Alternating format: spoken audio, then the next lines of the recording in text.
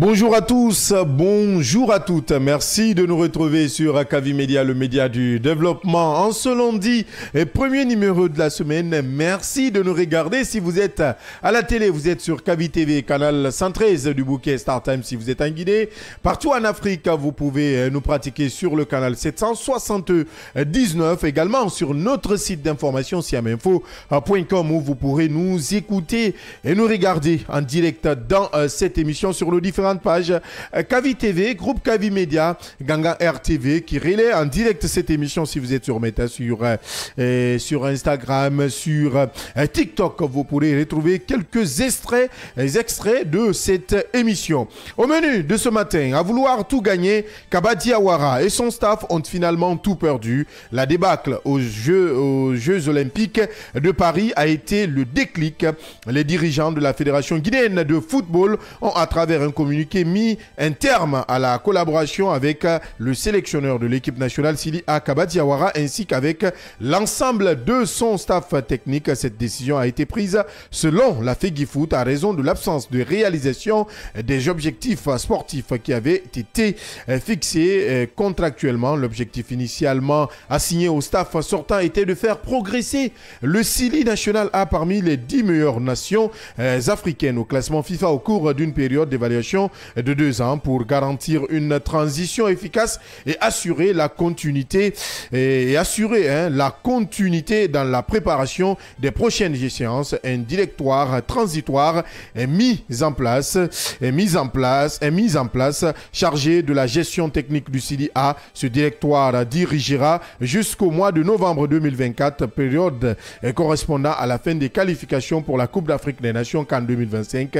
Il est placé sous la supervision du directeur technique national DTN et sera coordonné par Michel Dussier, ancien sélectionneur du Sili national. Le directoire inclura également M. Charles Pakide, ancien assistant du sélectionneur national qui assumera les fonctions de sélectionneur, et de M. Souleymane Kamara Abidi, actuel sélectionneur du Sili local. Un coup de tonnerre pour Kaba Diawara, mais quel est le bilan de ce dernier depuis 2021? La réponse est dans la première partie de cette émission. Bien que des avancées significatives soient mises en évidence, le secteur énergétique souffre d'un problème pas des moindres. Celui est structurel. Ce fléau persistant nécessite aujourd'hui une action urgente en proie à une crise profonde due à une gestion inadéquate. Depuis de nombreuses années, le secteur énergétique a du mal à se relever. Les causes directes sont le plus souvent dues à des pratiques inefficaces qui ont conduit à des pertes financières importantes pour l'État, affectant la viabilité du secteur. Le mal étant connu entre le gaspillage, la fraude, le non-paiement des factures, l'absence de compteur après paiement, la corruption et la vente à perte de l'énergie. Quel doit être le premier front des autorités pour garantir un avenir énergétique stable et profitable pour tous les Guinéens? Œil d'analyste bien informé, les débatteurs du scanner étalent tout sur un plateau pour votre plus grande compréhension. Et en dernière partie, nous parlerons de l'avant-projet de la nouvelle constitution qui continue d'alimenter les débats au sein de l'opinion. Ce document de plus de 200 articles comporte des points qui suscitent encore des interrogations, de la candidature indépendante à la limitation d'âge jusqu'à la création et aux attributions du Sénat.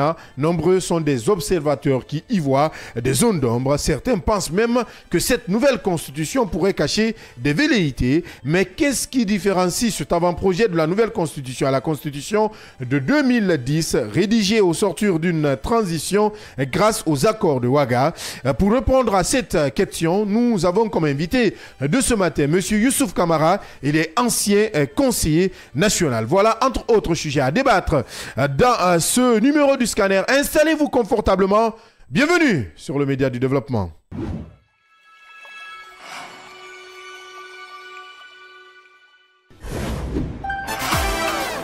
Dans un monde médiatique où la seule critique prospère, où les solutions sont voilées. Merci de nous écouter du côté de Bofa, de Boké, à Kagbele, à Tombolia, à Somfonia, à Bessia, dans les nouvelles communes également. Merci de nous pratiquer si vous êtes à Imbaye, dans les taxis, dans les bonbonnas, dans les magbana, dans les marchés. Merci de préférer Kavi Média, le média du développement. Le Scanner, c'est l'émission du débat constructif. Bon Mohamed, on parle encore d'énergie et encore de cette problématique qui perdure, qui persiste et qui insiste. Vous n'avez pas de courant chez vous? C'est toujours le tour, hein. Ah bon? L'éternel cahier de charge. Vous vivez ça toujours là? C'est-à-dire, il y a des moments où vous passez la nuit jusqu'au petit matin, pas d'électricité? Essayez de donner un peu le nom du quartier, qu'on veut savoir si c'est Conakry ou bien ce compte de Breka. Non, c'est Conakry. Eh bien, voilà. Vous avez dit une chose très importante en disant que il pleut, mais il n'y a pas d'électricité. Donc, la question que l'on devait se poser, est-ce que Kaleta est une arnaque? Est-ce que Swapiti est une arnaque? Donc, moi, je pense que ce n'est pas des projets qui sont importants, mais ce qui doit suivre ces projets. Effectivement, qu'à l'État soit petit, on ne peut plus compter sur ces barrages-là. Il faut trouver des alternatives. Avec le Scanner, sans les coups de tonnerre, mais avec persévérance, l'actualité se plie au débat interactif.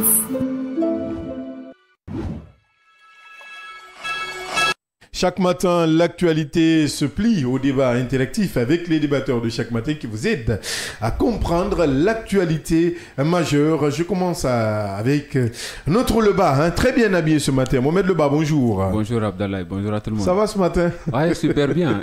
Ça va très bien. Il y a le bonjour. Oh, ça va très bien. Bonjour Abdallah, bonjour à tous. Ton voisin, il est sapé ce matin, honnêtement. C'est incroyable. Il dit Il est même bizarre. Il est étonné. Ah, oui. Allez, Fodé Bangali Dansoko. Ça peut comme jamais. Le Kuntigi de la T6. Bonjour, cher ami. bonjour à toi et bonjour à Kindia, bonjour à Sigirin, précisément Nabou chez moi, et bonjour à tous les fidèles auditeurs. Attends, ce salut particulier à l'endroit de Kindia ce matin. Pourquoi? Mon cher ami, tu sais bien, donc j'ai jeté un coup d'œil là-bas, c'était juste un coup d'œil, donc voilà, je suis de retour. Alhamdulillah. Peut-être que le PM va donner plus de détails. Mohamed Ba, le PM, bonjour. Bonjour Abdallah, bonjour à tous. Mon voisin particulier, bonjour. Et voilà, Kindia. Le voisin nous rejoint à Kindia, quoi, carrément. Est-ce que tu comprends un peu? Oui, mais bien sûr, c'est pas pour rien que j'insiste sur cette appellation ou ce sobriquet de voisin, parce que Kindia, c'est l'agriculture, c'est la terre. Tous ceux qui fréquentent cette localité, c'est parce que c'est les personnes qui aiment la terre. Ah, donc voilà. Le voisin a compris qu'il fallait être à Kindia. Voilà. Donc bienvenue dans la cour des grands. Merci, bonjour, merci mon bon voisin. Allez, on commence par cette première actualité. Mohamed Leba, Kaba Diawara, débarqué. Ce n'est pas une surprise, ce n'est une surprise pour personne, il faut le dire. Ouais, clap de fin, il faut le dire pour Kaba Diawara. C'était prévisible, il faut le rappeler, avec cette débâcle du côté pendant les Jeux Olympiques. Pas qu'au Kaba Diawara, nous savons bien que le bilan du pays est très négatif, même pas négatif. Si on peut faire succéder ces deux superlatifs là, je crois que ça va passer. Il faut le dire que c'était prévisible. C'était juste voilà, une question de jour, une question d'heure, une question de temps, et finalement c'est chose faite désormais. Kaba Diawara n'est plus entraîneur du Sili National A. Voilà, et Kaba Diawara s'en va avec un bilan très mitigé, il faut le dire. Je ne vais pas peut-être parler de négativité, mais vous-même vous allez le savoir, parce qu'on parle quand même de 34 matchs joués. 37 matchs ou 34? Bon, il y a eu 15 défaites, 14 victoires, donc ça fait déjà 29 matchs, et puis 37 matchs pour 17 défaites. Vous voyez, donc cela déjà c'est autre chose en termes quand même. Quand vous prenez aujourd'hui la plupart des sélectionneurs, je me dis que si ça ne va pas, vous n'avez même pas à attendre qu'on vous vire. Vous partez de vous-même immédiatement. Nous avons vu avec l'équipe nationale de l'Angleterre. Quand ça n'allait pas, le monsieur il était là, il s'est dit non, il faut que je parte.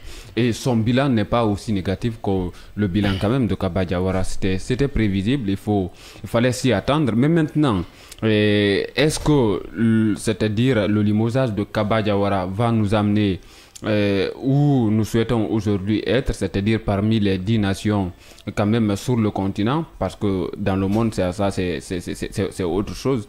C'est une question grandement qu'il faille se poser par rapport au retour de Michel Dussi. Je ne sais pas si on n'a pas pu trouver mieux, parce que nous aimons souvent regretter le départ des gens. Souvent c'est ce qui se passe chez nous. vous êtes important. Tant que vous êtes là, vous n'êtes pas important, mais c'est quand vous partez et puis on commence à vous réclamer. Ça se passe avec nos différents présidents et ça se passe aujourd'hui avec la sélection guinéenne. Par rapport au cas Michel Dussier, il y a Paki qui va prendre les commandes sous la coordination de Michel Dussier. Je suis en train juste de me dire qu'il est très difficile de faire, c'est-à-dire du nouveau. À chaque fois, vous voulez... Avec de l'ancien. Avec de l'ancien. Vous voulez un résultat, mais vous n'êtes pas prêt à changer. Honnêtement, il faut à un moment donné qu'on se dise réellement, qu'on se fixe un objectif clair pour savoir réellement et se dire voilà, il faut qu'on atteigne cet objectif-là. Ça en manque beaucoup à la fédération aujourd'hui, il faut le rappeler. Et au sortir de ces Jeux Olympiques-là, vous avez vu et entendu les discours des uns et des autres par rapport c'est-à-dire à ce passage, il faut le dire, qui n'est pas non plus somptueux de la Guinée, parce que nous revenons avec le Sili U23, 0 victoire. Avec, je crois, 1 but ou 2 buts marqués et puis 6 buts encaissés. Vous voyez combien de fois le bilan était négatif. Et par rapport au cas spécifique de Kaba Diawara, je me dis quelque part qu'il a voulu tout faire lui seul. Vous l'avez rappelé dans votre titrail, Kaba Diawara qui a voulu tout faire au même moment et tout seul, parce que cette équipe qui vouloir tout gagner, il a tout perdu. Gagner, finalement, il a été balayé d'un revers de main. Et ce qui s'est passé, bon, ce n'est pas lui qui avait conduit cette équipe, c'est-à-dire aux Jeux Olympiques, mais finalement, il a quand même accepté de coacher cette équipe et finalement, le bilan n'est plus en sa faveur et cela s'est soldé par un limogeage tout simplement. Je me dis quelque part, est-ce que c'était une pression sur la Fédération guinéenne de football avec cette salve de critiques aujourd'hui du monde sportif guinéen? Est-ce que c'était parce que Kaba Diawara finalement... Parce que beaucoup de choses se sont passées ici, mais Kaba Diawara a été maintenu. Nous savons ce qui s'est passé lors de la CAN. Kaba Diawara avait la possibilité... Pour ceux qui ne suivent même à la télé, les statistiques sont là, 37 matchs, 13 victoires, 7 nuls, 17 défaites pour Kaba Diawara. Vous voyez cela, c'est macabre. D'octobre 2021 à août 2024. Vous voyez, donc je me dis quelque part, si Kaba Diawara, moi je le disais ça, il y a même juste une semaine, si Kaba Diawara devrait rester là, c'est de rester et nous aider quand même à pister quelques joueurs, quelques binationaux. Qu'ils soient managers et non entraîneurs. Évidemment. Ouais. Dans ce rôle-là, il est très fort. Mais quand il s'agit quand même de manager, facilement vous allez constater ou relever les failles dans les faits et gestes de Kaba Diawara quand il s'agit quand même des changements au cours du match. Donc il faut aujourd'hui quand même, selon moi, saluer ce limogeage. Bien, allez. Fodi Bangali, dans ce cas, il y a quelques jours, vous saluez les performances de Kaba Diawara qui a certes été limogé à la tête du Sili national Sili national de Guinée. Mais on fait venir Dussier. Dussier, si on doit se rappeler un peu, on doit se plonger dans l'histoire. Dussier en Coupe d'Afrique des Nations a joué 4 matchs. Il a fait 3 nuls contre 0 victoire. Il a fait 3 nuls et un match nul. 3 nuls et il a perdu un match. Il faut se rappeler, une défaite. Et il a perdu un match, peut-être. Voilà, voilà, d'entrée de jeu. Non, mais je comprends lui sa position. Oui, il n'y a pas de problème. Bon, allez, voilà. Pour moi, une défaite, 3 matchs nuls, 0 victoire pour 4 matchs joués. C'était en Coupe d'Afrique des Nations. Pour Dussier. À la tête, oui, pour Dussier. Voilà, on se rappelle. Il n'y a pas de problème, voilà, et je m'en souviens quand même. Et il a fait son temps, mais d'entrée de jeu quand même, c'est d'abord saluer ce passage de Kaba Diawara, même si ce n'est pas un passage et le jeu. Oui. Donc tout compte fait, moi j'ai posé déjà mon diagnostic par rapport à son cas, qui dit que Kaba Diawara est un bon agent, mais pas un bon entraîneur. Ça, je le pense consciencieusement. Donc, du fait de nous amener quand même, de nous amener des joueurs binationaux de partout, de par le monde, a été une très bonne chose. Mais nous voyons quand même que le résultat n'a pas été à l'attente des populations. C'est pour cela, sûrement, de tractation en tractation et de discussion en discussion, parce que déjà, vous savez quand même que le football est c'est la seule activité sportive qui puisse rassembler le pays autour d'un idéal. Parce que même si pendant les mouvements politiques ou les activités politiques sont en gestation, où on tire à boulet rouge sur les uns et sur les autres, mais lorsque le Sidi joue, on trouve par là quand même un terrain d'entente commun. Et voilà, cela est important. Mais ce qui quand même, j'aimerais rajouter, c'est d'attirer quand même l'attention du président de la Fédération guinéenne de football. Il faudrait maintenant quand même donner la chance aux nationaux, aux entraîneurs nationaux plutôt, que de nous importer tout le temps des entraîneurs venant de l'extérieur, et encore faire un peu, parce que tout cela aussi porte atteinte un peu à l'économie. Cela est important de le dire. Parlons de Kaba Diawara, tu ne vas pas esquiver la question non, là. Je n'esquive pas. Économie ou pas, aujourd'hui, est-ce que le bilan de Kaba est le jouet et le jouet? Non, le bilan de... C'est ce que je dis déjà. Je le trouve... En fait, ce que je lui colle à la peau, c'est un bon agent, mais pas un bon entraîneur. Parce que, voyez-vous quand même les pronostics qui parlent déjà en sa défaveur, les statistiques plutôt, déjà 13 victoires sur 17 défaites.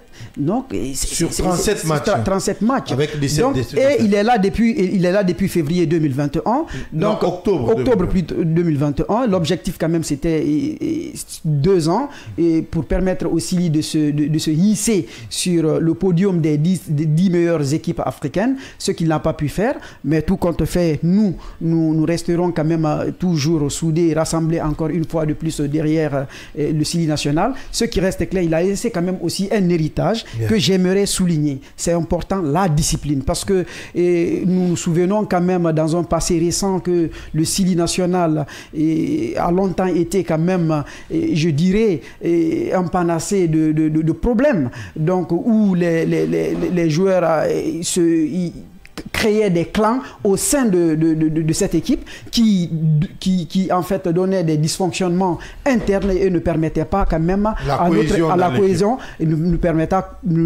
permettaient pas quand même d'atteindre nos objectifs. Ce qui reste clair encore une fois de plus, je comprends quand même que Kaba Diawara soit débarqué et pour m'essuyer, moi je ne vais pas l'applaudir parce qu'il est passé par là, mais ce que je préconise selon mes visions, c'est quand même aussi favoriser maintenant la promotion des entraîneurs locaux. Cela est important et sans pour autant passer par d'autres problèmes encore liés parce qu'à chaque fois que les entraîneurs binationaux, étrangers sont débarqués, il y a une saignée financière qui va avec. Bien.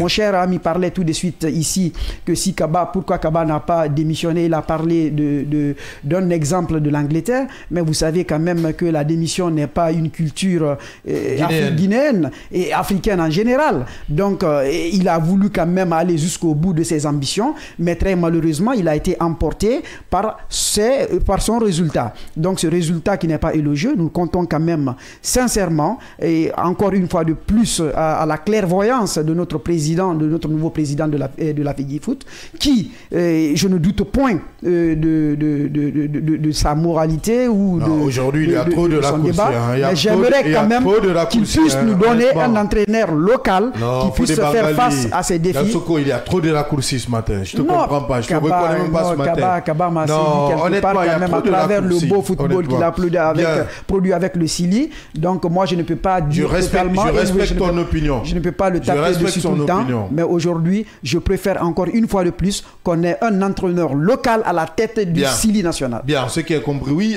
Le PM aujourd'hui, Kaba qui quitte pour des contre-performances, il faut le rappeler, non atteinte des objectifs selon la Fédération guinéenne de football. Mais une chose se pose, on amène Dussier. Dussier, selon des statistiques, à la tête de l'équipe nationale béninoise, il a joué 6 matchs pour seulement 3 victoires, un match nul et 2 défaites. Donc aujourd'hui, pas trop loin de Kaba Diawara si on doit regarder les statistiques. Est-ce que la Guinée est en train de rêver mieux? Parce qu'avec ça, il y a quand même des questions qu'on doit se poser. Est-ce que, d'abord, cette question, il faut la poser. Est-ce que la Guinée doit rêver mieux? Est-ce que la Guinée sait ce qu'elle veut? Est-ce que nous savons ce que nous voulons? Je crois que si on arrive à poser ces questions, il y a des interrogations qui ne devraient pas nous faire des soucis. Aujourd'hui, quand nous regardons les statistiques qui sont là, je me dis c'est tout à fait normal que Kaba rend le tablier ou bien qu'on essaye de voir une autre méthodologie, une autre stratégie qui peut aider notre football à aller de l'avant. Ce n'est pas une question de personne. Tous ceux qui ont cherché, si Kaba avait 20 victoires, 25 victoires ou 30 victoires sur 27, 37, ça allait être super intéressant. Ou moins de défaites, 5 défaites, 7 défaites, on allait comprendre que même quel que soit l'appréciation qu'on peut faire de l'homme ou ce qu'on peut vraiment dire comme amour, s'il faut le dire comme ça, qu'on peut l'aimer ou pas, mais ce sont les statistiques qui parlent. Aujourd'hui, il y a des choses qui sont passées. Moi, ça ne me surprend pas. J'irais même parler de l'acharnement à un moment donné sur la personne de Kaba Diawara. Pas sur le sélectionneur, mais sur la personne de Kaba Diawara dans son travail de sélectionneur. Il n'est pas entraîneur, il faut le préciser. C'est un sélectionneur. Donc, il a joué ce rôle de sélectionneur, mais en même temps, je vais même aller loin qu'il a joué le rôle de manager dans cette équipe nationale de Sili. Vu tout ce que nous avons aujourd'hui comme visage venant des binationaux, c'est à mettre à l'œuvre de Kaba. C'est une chose, ce n'est l'actif de Kaba. À l'actif de Kaba, ce n'est qu'un accessoire, peut-être on va dire, mais l'objectif principal c'était de gagner des matchs. Mais on ne peut pas gagner des matchs si on n'a pas ce qu'il faut, le matériel qu'il faut, les outils qu'il faut, la stratégie qu'il faut pour y arriver. Ça, il a trouvé la méthode qu'il fallait, c'était de renforcer cette équipe par des binationaux. Ça, c'est un premier point. Deuxième point, en parlant des défaites, difficilement, si on essaie de voir les défaites de Kaba Diawara, les matchs se sont joués où? Est-ce que tous les matchs du Sili national se sont déroulés en Guinée, devant le public guinéen, comme les autres sélectionneurs qui ont la chance de continuer avec leur équipe nationale? C'est des questions qu'il faut poser. Est-ce que ça veut dire que quand on est bien, d'autres diront quand on est bien partout on peut gagner. Mais nous savons très bien la force du public, c'est que cela peut apporter. Les Jeux Olympiques aujourd'hui, il faut voir ce que la France ne rêvait pas du tout en matière de médailles. Ce qui est en train de se passer, c'est extraordinaire devant des puissances vraiment en matière de sport comme la Chine, comme les États-Unis, et que la France arrive à vraiment prendre le devant comme ça, ou bien se positionner en matière de collecte de médailles. C'est la même chose en matière de football. Passez tout votre match ou vraiment une bonne partie de vos matchs à l'extérieur, je pense que c'est quelque chose qu'il faut voir dans les statistiques. C'est un autre facteur. D'autres facteurs toujours pour pouvoir justifier. Moi, je pense que, je l'ai dit, c'est normal aujourd'hui parce qu'on ne peut pas s'éterniser avec une personne. Même si c'est quelqu'un qui fait des résultats, il peut arriver des moments où on dit qu'il faut changer pour voir ce que ça peut, si on peut s'améliorer. Autre chose, on a vu ici Kaba a passé des mois et des mois sans salaire. Plus de 6 mois, voire plus. Je ne sais pas ce qui s'est passé après. Mais on l'a vu ici. On en a parlé moins. On a eu beaucoup plus de journalistes militants, sportivement parlant, que de journalistes sportifs dans les conditions normales. Il faut le dire, ça s'est passé ici. On a vu des reportages ici. Quand Kaba parle, on consacre plus de 1 ou 2 minutes sur le cas Kaba et on laisse le football, le match se dérouler. Ça, c'est quelque chose qu'il faut dénoter qui n'était pas bien. Qu'est-ce qui s'est passé? Pourquoi on est arrivé là à porter beaucoup plus le manteau de militant que de porter le manteau de journaliste sportif? Ça s'est passé dans ce pays. Et ça s'est passé devant tout le monde. Pourquoi on s'est beaucoup concentré? Dans l'intérêt de qui? On faisait la promotion de quel entraîneur, quel sélectionneur, j'allais dire, qu'on voulait faire venir dans notre équipe nationale.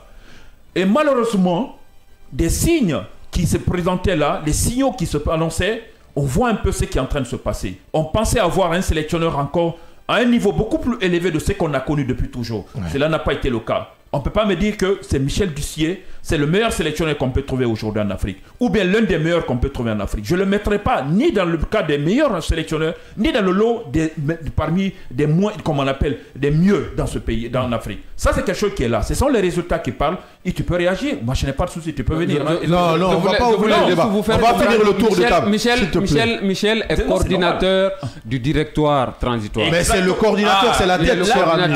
C'est pas qui est le sélectionneur. Vous n'avez pas compris. Le coordinateur, c'est la tête. Hein. Attention. Voilà. C'est ça, vous ne comprenez pas. Je vous parle de quelqu'un, celui qui va sélectionner. Voilà, merci beaucoup de m'avoir donné cette opportunité. Il n'a pas compris le Mais c'est tout à fait normal que ça qu'on parle. Pourquoi on met ce dernier Michel Dussier alors qu'on pense pas qui peut faire le travail? On pouvait juste prendre un sélectionneur. Évidemment. Là, en fait, il ne comprend pas. On parlait de l'économie ici. Maintenant, il y a combien de têtes maintenant à la tête de cette équipe nationale du Sili? Bicéphale. On a 3 personnes. Tricéphale. Ce n'est pas il faut tricéphale. Il faut dire Tricéphale. Oui, tricéphale. Parce qu'on parle de l'AP. On parle de l'AP qui n'est Paquet. pas nommément cité. Oui, on parle de Paquet, on parle de comment on l'appelle, de Michel Ducier. De Michel, de Paquet et de Vous avez- Souleymane Abedi. vous avez- Ah, mais oublié on une parle de chose. Abedi. Mais dans tout ce Kaba pays, Diawara avait un staff. C'est le staff qui est là. Ici, En c'est fait, pas un staff. Ce que hein. ce directoire, Bien. Mohamed, ce Pourquoi directoire un directoire Mohamed, fait Mohamed, très Mohamed, en Mohamed, staff. laisse-moi- Pourquoi un directoire Laisse-moi finir. Allez, Tu verras- pourquoi un laisse-moi directoire finir, on va- Transitoire, en attendant les Laisse- pistes laisse- de Donc tout est là, personnes. tout est en transition à Non. reproduire. Oui. Exactement. Laisse-moi finir là. Allez-y. S'il te plaît, Je vous tu auras laisse- le temps de allez-y. revenir. J'avais juste donné cette ouverture là pour qu'on essaye d'agrémenter encore ça, les trains peu intéressants.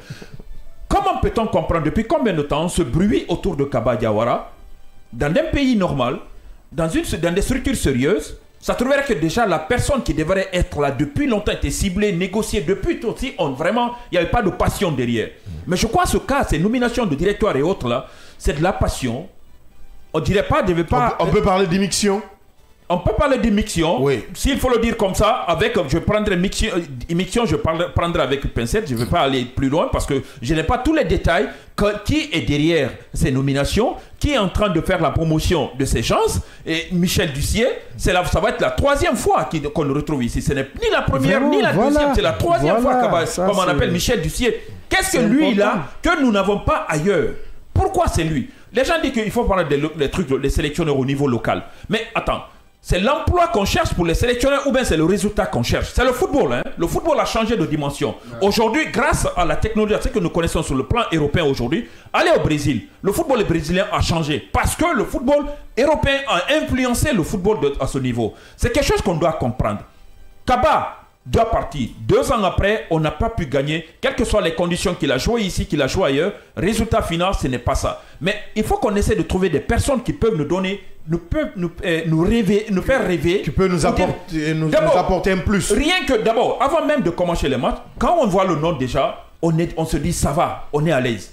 Maintenant, le résultat, on se dit, mais comme ça, c'est qu'on voit. C'est le désespoir qui est en train de continuer Bien. là. Donc c'est quelque chose qu'il faut revoir. Bien. Le CILI national de Guinée, on dit jusqu'au mois de novembre. Cela veut dire, les gens qui sont venus, qu'est-ce qu'ils vont avoir comme le temps? Est-ce qu'ils ont quelque chose entre août, septembre, octobre, novembre? Qu'est-ce qu'ils peuvent faire? Qu'est-ce qu'ils peuvent apporter?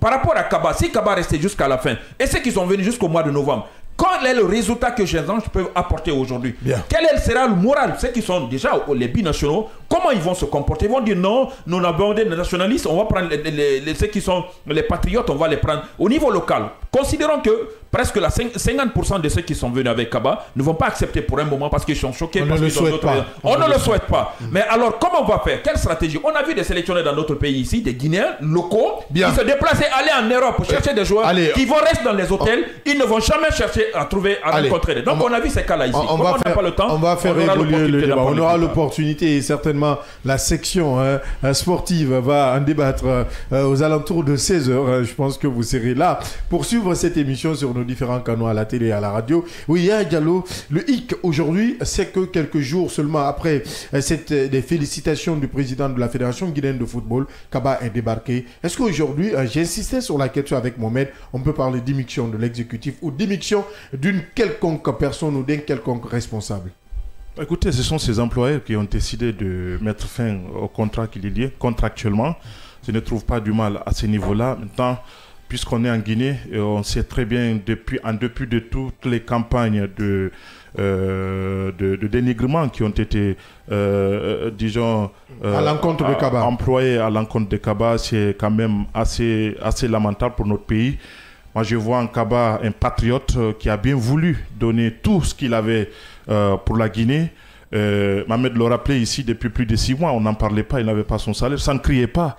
On ne pouvait pas le faire avec notre entraîneur. Donc, je crois que c'est important qu'on essaie de voir tout cela. C'est vrai que tout n'est pas rose. C'est vrai qu'il y a eu des problèmes à l'interne. Quelquefois, on l'accuse d'être trop entêté. Il ne veut pas partager un certain nombre de choses avec son entourage. On a tout entendu ici. Mais moi, ce que je sais, ce que je retiens de lui, c'est que c'est quelqu'un qui a bien voulu faire bouger les lignes. Et il faut le reconnaître, les lignes ont bougé un temps soit peu.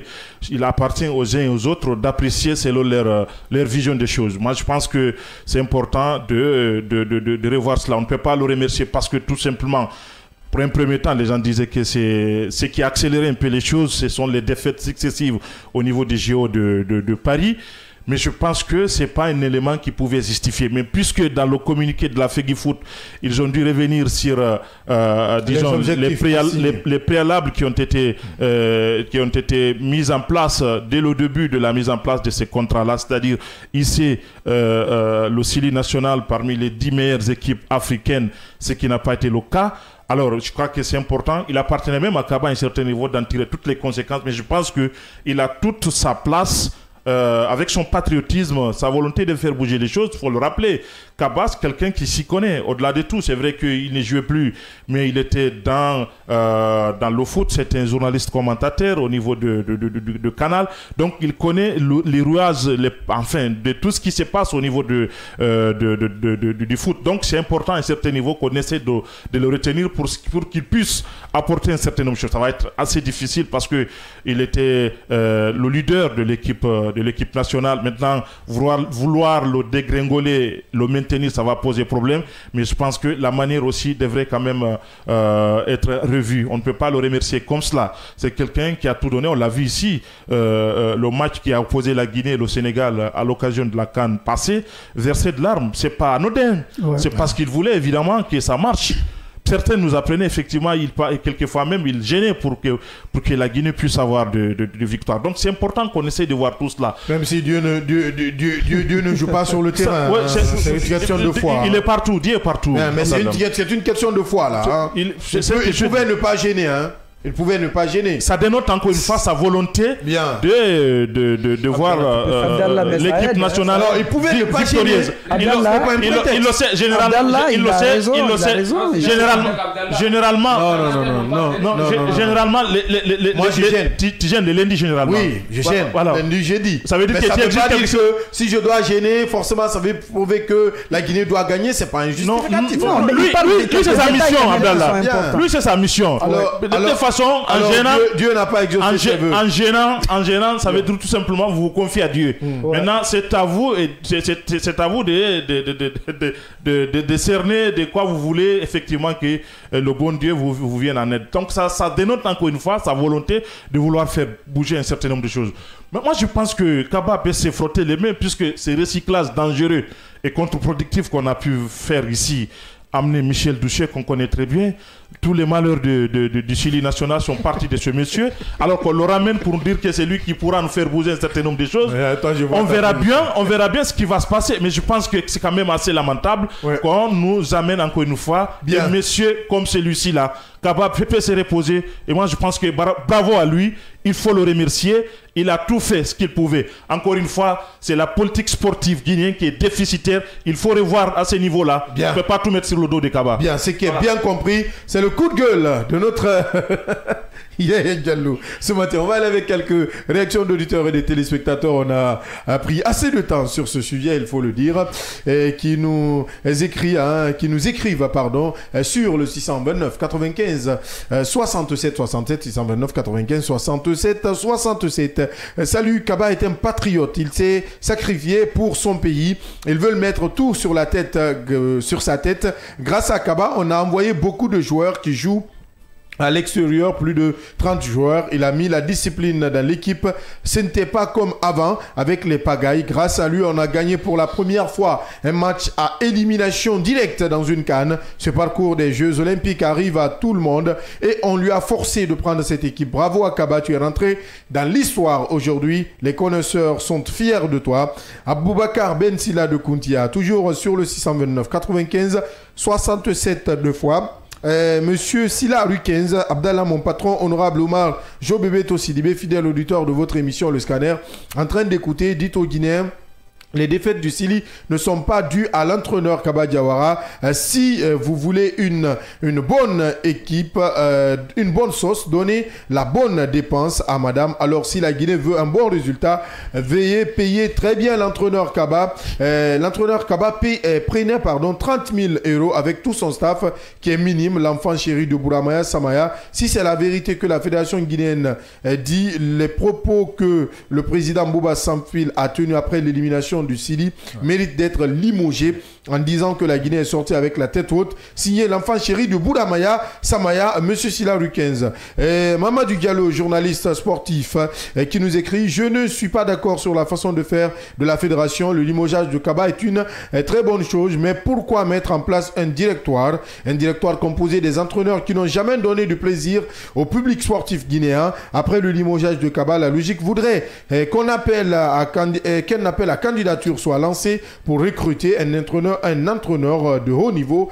qui pourra changer la donne, écrit-il. On continue toujours avec nos auditeurs et téléspectateurs au stand 629 95 67 deux fois. Bonjour chers confrères, c'est Abdoulaye Sow depuis Simon Bossia. Kaba Diawara est un bon consultant sur Canal+, mais lui-même en tant qu'entraîneur, c'est autre chose. Ses statistiques font froid dans le dos, comme vous l'avez rappelé. Allez, c'est déjà compris. Continuez toujours avec vos différentes réactions sur le 629 95 67 deux fois ou sur nos différentes pages Facebook, Kavi TV, Groupe Kavi Média, Ganga RTV qui relaie en direct cette émission. On parle de cet autre sujet rapidement avant de recevoir notre invité. On parle du secteur énergétique. Bien que des avancées significatives soient mises en évidence, le secteur énergétique souffre d'un problème pas des moindres, celui structurel. Ce fléau persistant nécessite aujourd'hui une action urgente en proie à une crise profonde due à une gestion inadéquate depuis de nombreuses années. Le secteur énergétique a du mal à se relever.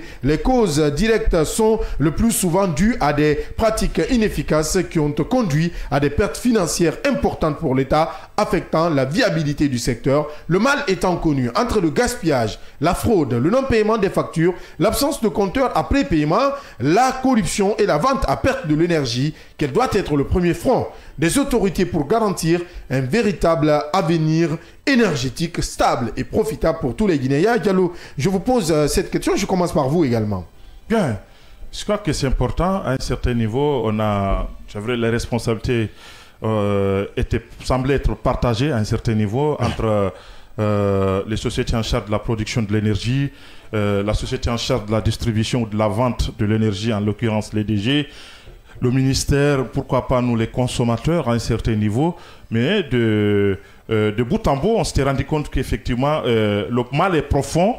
Parce qu'à un certain niveau, on a vu ici à travers le porte-parole du gouvernement qui jetait la responsabilité sur les consommateurs qui, selon lui, ne payaient pas, ce qui expliquait un peu ces problèmes au niveau de l'EDG, puisque l'EDG n'étant plus en mesure de payer ses fournisseurs, ce qui était démenti de sitôt par le ministre, son homologue de l'énergie, qui avait révélé qu'aucun ministère n'avait payé de 2003 jusqu'à nos jours ici. 2023. De 2023 jusqu'à nos jours. Donc, voilà encore une fois de problèmes qui se posent dans notre pays. Mais l'un dans l'autre, je pense que c'est évident à un certain niveau qu'on essaie de soulever un certain nombre de problèmes.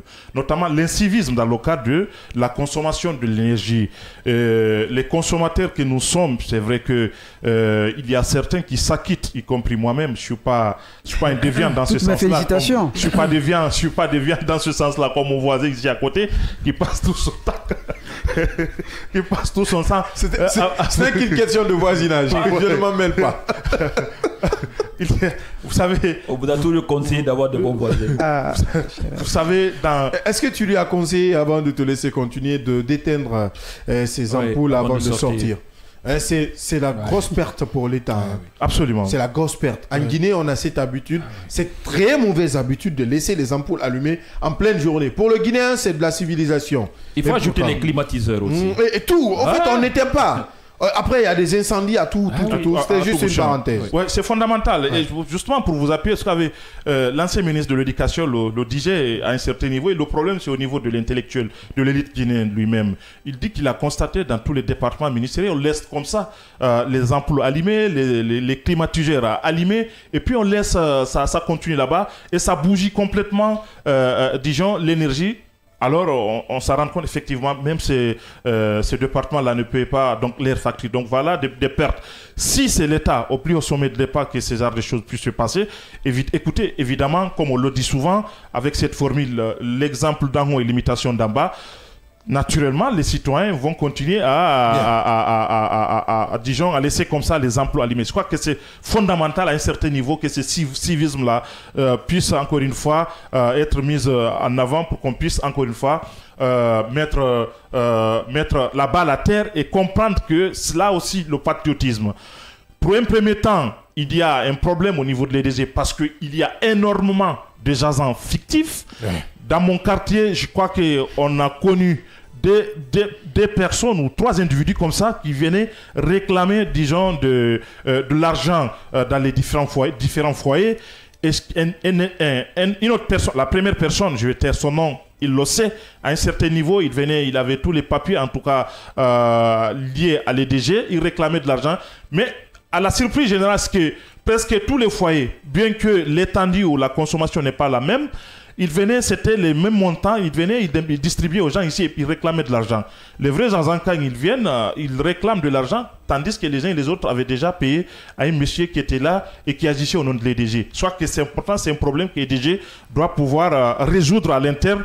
La fraude et la corruption. Absolument, ça c'est fondamental. Et vous savez que le ministre est revenu là-dessus, c'est fondamental qu'on essaie de refonder l'EDG, parce que la perte c'est à ce niveau-là. Maintenant, la corruption, parce qu'on en sait assez aujourd'hui, il y a des gens ici, depuis qu'ils sont à Conakry, depuis une trentaine d'années ici, ils ne payent pas d'électricité. Ouais. C'est un arrangement entre quelques agents fictifs, j'ai envie même de dire des criminels dans les quartiers qui viennent ici, on vous installe frauduleusement, et puis en contrepartie, on vous donne. J'en sais quelqu'un dans le quartier, c'est son boulot. La bonne fille, je le confirme. C'est son boulot, et puis voilà, il peut t'amener 3 lignes comme ça, et puis voilà, en contrepartie, tu lui payes.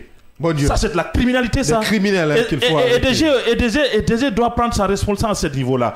EDG est subventionné à plus de 400 millions de dollars. Près de 400 millions de dollars. Baouri le disait bien avant qu'il ne soit Premier ministre. Il parlait de plus d'une 300aine de millions de dollars qu'EDG recevait de la part de l'État. Alors, quand nous prenons T-Énergie qui est tout près de chez nous ici au niveau de la tannerie, quand nous prenons ce que nous recevons du Sénégal actuellement ici, l'État, avec l'interconnexion, l'État achète le kilowattheure à 1800. On revend à combien? À 300 francs guinéens le kilowattheure. Voyez-vous, c'est assez grand. C'est une saignée financière. L'État fournit assez d'efforts. Oui. Avec T-Énergie que nous avons ici, c'est avec 1600 T-Énergie nous revend à 1600 kWh et on revend à 12 francs le kilowattheure. Ça, je crois que c'est important à un certain niveau qu'on essaie de voir. Il faut poser un véritable diagnostic. De revoir tout cela. Ce sujet, normalement, on doit le reconduire pour aller en profondeur. Puisque nous n'avons pas le temps et que les autres aussi doivent pouvoir placer quelque chose. Donc c'est fondamental à un certain niveau qu'on essaie de voir tout cela. Puisque le ministre est au courant de tout cela, je crois que c'est important de le féliciter pour son courage, puisqu'il a eu le courage de dénoncer un certain nombre de choses, qu'on ne s'arrête pas à ce niveau. Ce n'est pas sa mission de dénoncer. C'est bien de dénoncer, d'agir.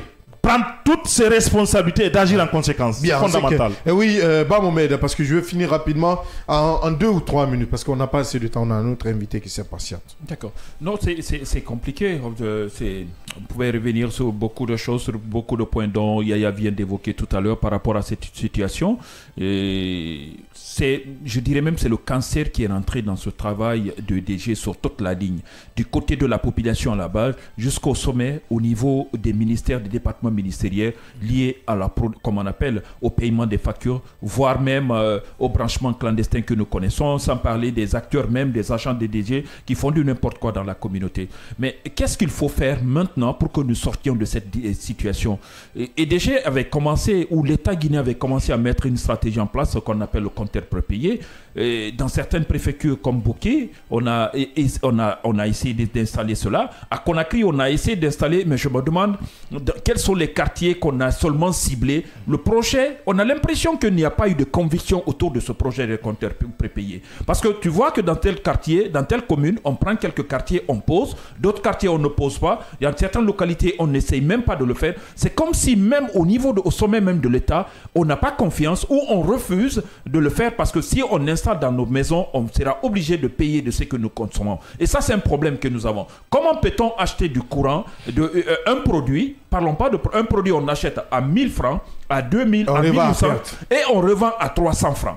Vous achetez à 2000 francs. Le courant que les structures qui sont là, dont Yaya fait allusion tout à l'heure, ce sont des structures privées qui sont là, installées en Guinée, L'État assure leur sécurité, ils produisent, ils vendent à l'État. Quand ils vendent à l'État à 2000 francs, à 1800, à 1000 francs, l'État... 1000 francs, ça n'existe pas. C'est 1800, c'est 2000 francs qu'on achète, l'État achète. Et l'État maintenant, en contrepartie, qui ne veut pas de pluie, qui pense que son pays, sa population n'a pas de moyens de pouvoir payer le courant, ou quand les conditions ne sont pas réunies sur le plan technique ou je ne sais pas sur le plan marketing, essaie de rabaisser encore, multiplier, diviser et réduire jusqu'à 300 francs vendre en avant. Quel échec que nous sommes en train d'entretenir depuis toujours. Donc, au lieu que l'EDG ne contribue à améliorer l'économie de la nation, à améliorer même l'économie de cette même institution, l'EDG est en train de s'affaisser chaque année. Et donc, l'emprunt que nous faisons, le budget, on en parlait ici, comme les prêts qu'on essaie de faire avec les partenaires sur le plan international, au lieu que nous lançons dans des structures où on peut gagner, où on peut faire, comme on appelle, des bénéfices, non, on met dans le salaire ou dans des cas, comme des situations comme EDG. Donc, je pense qu'il faut qu'on se réveille. L'État essaie de voir, de ne pas laisser seulement EDG travailler dans ce secteur. Il faut y ajouter aussi les gens de la société civile. Les structures qui sont là comme défenseurs des consommateurs doivent avoir une place dans cette activité, de voir qu'est-ce qu'il faut faire pour que nous sortions de cette situation. Qu'on consomme tous, l'État, le Guinéen n'est plus habitué à payer ce qu'il consomme, à produire également à ce qu'il... Quand on produit, par exemple, je fais allusion ici des déchets à la maison, ménagers, oui. Quand on essaie de le faire, on ne veut pas payer. EDG, on consomme, on sait qu'on a consommé. On a tout ce qu'on a comme machine à la maison. Maintenant, il y a des machines à laver, ça se trouve dans beaucoup de maisons aujourd'hui. Comment on appelle, des trucs de... Des mixeurs. Mais ça existe un peu partout dans la maison. Des fers à repasser, des réchauds. Quand on dit de payer aujourd'hui la facture à 100 000 francs, et chaque 2 mois seulement, hein, c'est-à-dire 50 000 francs par mois, on trouve que c'est exagéré, c'est trop. Ça, c'est quelque chose qu'il faut revoir. Si cela n'est pas fait, ça va être continué. Regardez dans les maisons, dans les quartiers, quand on sort, vous voyez des ampoules allumées partout. Ouais. Il devrait y avoir, moi, c'est dans ce cadre-là, peut-être, moi, je vais prendre en compte cette expression des milices. Des milices qui sont là avec des bois. On vous sensibilise pendant 3 mois par rapport à l'électricité, le courant, ampoule allumée dehors. Si cela n'est pas fait, à partir de 3 mois, ces jeunes-là vont sortir, casser les ampoules. Il faut sanctionner. Il faut sanctionner. On a peur de le faire. On hésite de le faire. L'État a peur du bruit. Pourquoi on a peur du bruit? Il faut mettre le pied dans les plats là où ça fait mal. Sinon, on ne sortira jamais de cette situation. Agir pour un avenir garanti, un avenir énergétique garanti. Est-ce que vous êtes pour ce que Mohamed vient de proposer? Il faut sanctionner. Je suis entièrement d'accord avec ce que mon confrère et ami voisin vient de dire. C'est ça la vérité. Vous savez que le Guinéen, quand même, nous avions développé très longtemps, depuis l'indépendance, une idéologie commune et sociale et basée sur l'État nous doit tout, mais nous ne devons rien à l'État. Ouais. C'est ça le Guinéen, c'est ça. On a l'obédience idéologique là a été développée et entretenue depuis très longtemps. C'est connu des Guinéens. C'est pour cela, sur ça, il n'y a pas de classe. On ne peut pas dire c'est les intellectuels qui sont plus consciencieux que la population à la base qui ne paye pas. Non, tout le monde, on est sur la même ligne. Hein? On est dans le même raisonnement de ne pas pouvoir donner à l'État toute sa force et toute sa rigueur aussi. Parce qu'à chaque fois, nous crions, il n'y a pas d'eau, il n'y a pas ceci, il n'y a pas cela. Nous sommes champions comment dirais-je? Nous sommes champions en fait... En consommation. Non, pas en consommation, en revendication. Ah. Le Guinéen est champion en revendication. Nous savions quand même définir nos droits et nos devoirs par rapport à ce que nous voulions. Mais jamais nous n'agissons dans le sens de redonner à l'État toute sa force. Jamais ça se passe en Guinée. Tout le temps que quelque chose ne va pas, le panier de la ménagère, lui, tout est cher. Ceci est cher, le transport est cher, le carburant est cher, l'électricité aussi, on n'en parle pas. Mais faites le tour de la capitale, il n'y a pas de demi-mesure ou il n'y a pas on ne peut pas faire de sélection en disant que telle personnalité loge par là, donc chez lui, il respecte vraiment et ce que l'EDG nous demande, voilà, d'éteindre les... Chez tout le monde, eux d'ailleurs, ils ne payent même pas d'électricité.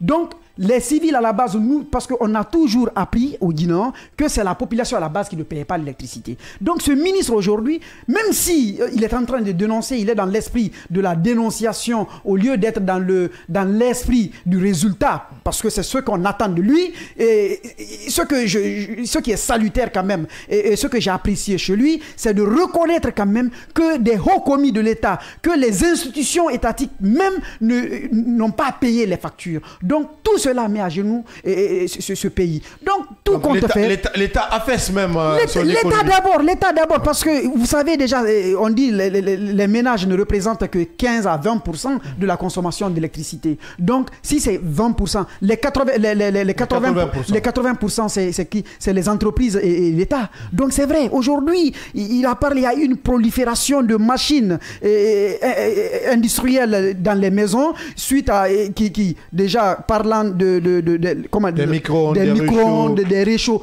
Tout cela, les fers à repasser surtout. Donc on doit être jaloux. Souvent j'aime le dire. Parce qu'il faut sortir pour pouvoir te comparer à d'autres pays africains. Même si ce n'est pas européen, il faut être d'accord. Parce que les pays environnants, ceux qui ont été, je ne vais pas citer. Tu ne vas pas oser. Je ne vais plus. Tu ne vas pas oser. Je t'ai dit, j'ai vu au Sénégal, au Ghana. Au Ghana, tu as ta carte, mon cher ami. Donc tu recharges ta carte par rapport à ton besoin. Donc une fois que vous sortiez de la maison, vous retirez la carte automatiquement, le courant s'éteint. Et lorsque vous rentrez encore, vous remettez la carte, automatiquement la consommation continue. Bien. Donc, et pour les compteurs, une fois on a vu déjà qu'on avait commencé déjà l'installation en ville, et automatiquement on a vu une manifestation sporadique parce qu'on est champion en revendication en disant non, on ne paye pas, on ne paye pas. Tu ne veux pas payer quelque chose, tu veux ça. Bien. Mais comment cela peut arriver? Donc tout ce qu'on fait, il faudrait que nous apprenions à payer nos factures. Bien. Comme ça, on va aider EDG et évitons d'attaquer EDG parce que EDG n'est pas une maison ou une entreprise de production d'électricité. C'est une société de distribution et de vente. Donc les gens doivent comprendre et dissocier les deux. Bien, ce qui est déjà compris, Mohamed Leba, on va terminer par vous. On parle de ce sujet qui s'avère très très important, sujet que nous allons certainement reconduire au cours de la semaine parce que nous aurons besoin de plus de temps pour en débattre. Mais aujourd'hui, rapidement, est-ce que l'incivisme des citoyens, la corruption qui gangrène et la fraude sont les maux de l'EDG, l'électricité de Guinée?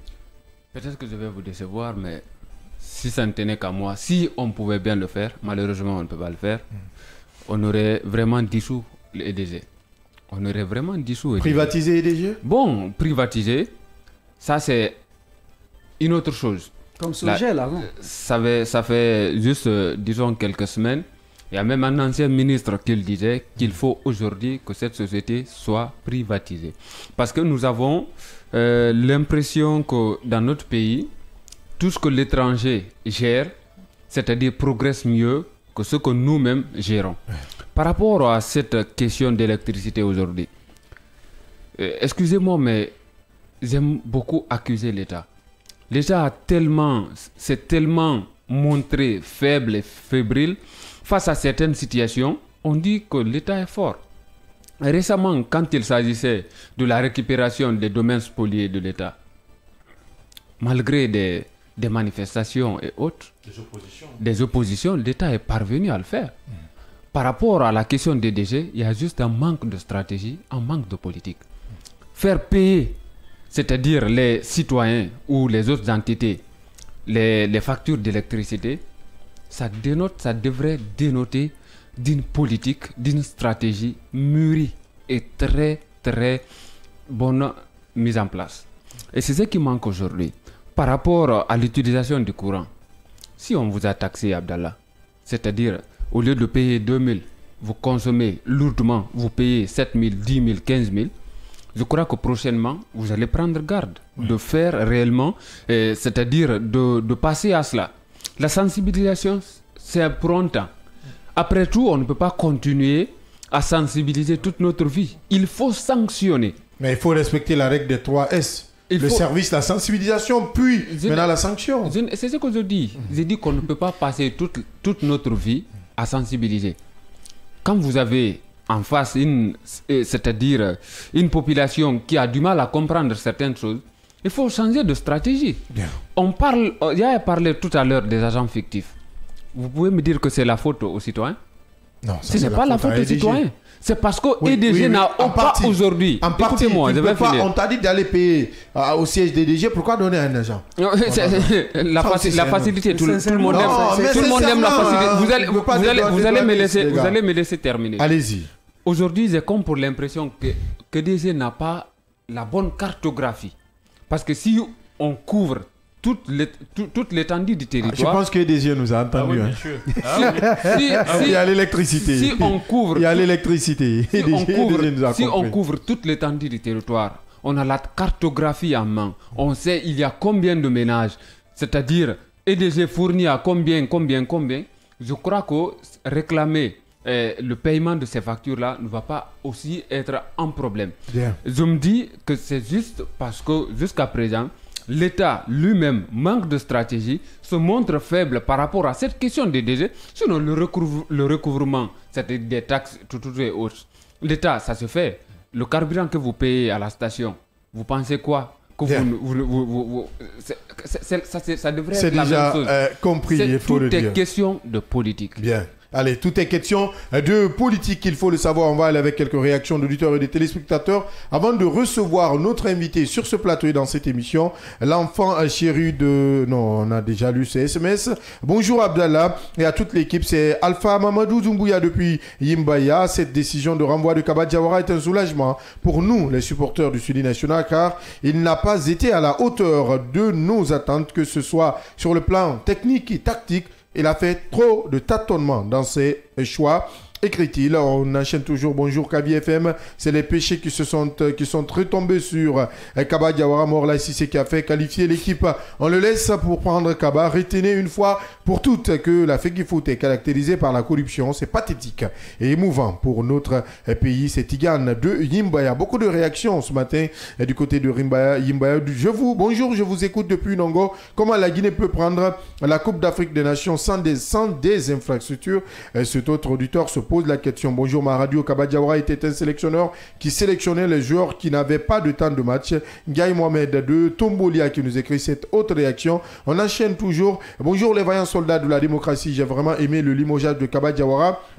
Il n'a produit aucun résultat positif. C'est une très bonne nouvelle pour nous, écrit-il. Est-ce que vous savez que certains Guinéens ne payent pas l'électricité? Et non, il dit, nous ne sommes pas en manque d'électricité. Et c'est la mauvaise gestion qui nous manque dans notre pays.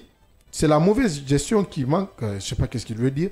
Est-ce que vous savez que certains Guinéens ne paient pas l'électricité? Il faut nécessairement une réforme. Il faut privatiser l'EDG tout simplement. Je vous le jure, si on privatise cette régie, il n'y aura plus de manque d'électricité dans le pays. Le Guinéen ne paye pas l'électricité. Il aime souvent réclamer l'électricité. C'est vraiment déplorable. Je suis pour la privatisation de l'EDG. Bolokada Tourama, l'enfant chéri de Dingira et fidèle auditeur de cette émission qui nous écrit cette réaction. Bonjour le scanner. Vraiment d'antan, pour moi, c'est la toute première bonne décision courageuse et importante qu'a pris le président de la fédération. C'est Kaba Diawara. Depuis qu'il est là, il n'a jamais produit de beau football. Une pensée aux camarades Fonike et Biloba. Fonike et Biloba qui, depuis près d'un mois, sont sans nouvelles, il faut le rappeler. Salut, ce directoire provisoire est composé des affairman qui sont venus manger notre argent et il y a trop de monde. On peut mettre un seul sélectionneur intérimaire. Sinon, ça, c'est la pagaille avec des gens qu'on a déjà vus à l'épreuve. Vérité aussi, est-ce qu'on réclame le courant? Beaucoup, mais rares sont ceux qui payent la facture. Beaucoup ne sont pas sur la liste des clients d'EDG et l'électricité n'est pas gratuite dans aucun pays. Si on privatise EDG, la majorité n'aura pas le courant ici parce qu'ils ne payent jamais, écrit-il. Langage de vérité, il faut le dire. Salam à vous et salam à mes parents de Dalaba Dintinjambouria d'Ankama. Il faut qu'ils nous cherchent des grands entraîneurs. Mais on ne peut pas parler de développement du sport sans les infrastructures. Depuis 63 ans, on n'a aucun stade homologué. C'est vraiment dommage. Mais attendez notre pays. C'est notre pays qui a des problèmes ou c'est notre football et des moyens, dit écrit-il. On ne doit pas s'en prendre aux citoyens car même le gouvernement ne paye pas les factures d'électricité. Même dans la fourniture d'électricité, il y a de l'injustice car sur l'autoroute, il y a courant 24 heures heures sur 24, ce qui n'est pas évident. Hein. Nous sommes sur l'autoroute Mamad Djambouria. Mais sur la route Le Prince, ça ne vient qu'à 19 heures et pourtant, nous payons bien nos factures plus que toutes les autres communes. Mamadou Alpha Djambouria, depuis Koloma. Djambouria, nous, ça fait des jours on ne voit pas d'électricité. La journée, en tout cas ici à Kavi, il faut le dire. Bonjour les grands journalistes. Je profite de l'occasion pour saluer mes parents et saluer votre bravoure et votre courage que vous faites pour nous. Il dit pour nous, ce renvoi de Kaba Diawara, je suis content pour ça, mais il ne faut pas se réjouir sur le mal de quelqu'un. Mais il y a un langage qui dit, on connaît un bon maçon au pied du mur. Voilà pourquoi on dit Kaba Diawara n'a pas la route. Quand on dit à la population de payer l'électricité, le gouvernement aussi doit payer leur part, car tout le monde doit payer pour pouvoir mettre du courant à 100% ou à 24 heures sur 24 dans ce pays, car tout gouvernement qui vient, il recommence à zéro. Trop, c'est trop. Donzo Sekou, le pneumatique depuis Capro qui nous écrit cette réaction. Bonjour Kavi Média, consultez un peu Kaloum où chaque chambre a son clim et combien de jeunes qui ne foutent rien comme boulot et les directions publiques en location ne payent pas le courant. C'est très grave. Hein. Ce dernier message avant de recevoir notre invité. Bonjour à vous. Les remerciements de Kaba Diawara par la Fegefoot est pour moi une bonne chose. Et nonobstant le fait qu'il soit un bon compatriote, il a beaucoup de choses à apprendre en tant que sélectionneur. Morlaï Siraj Jossila depuis Tombolia. Merci Morlaï pour la fidélité. Une pause. Derrière, nous recevons notre invité politique et nous parlons de l'avant-projet de la nouvelle constitution.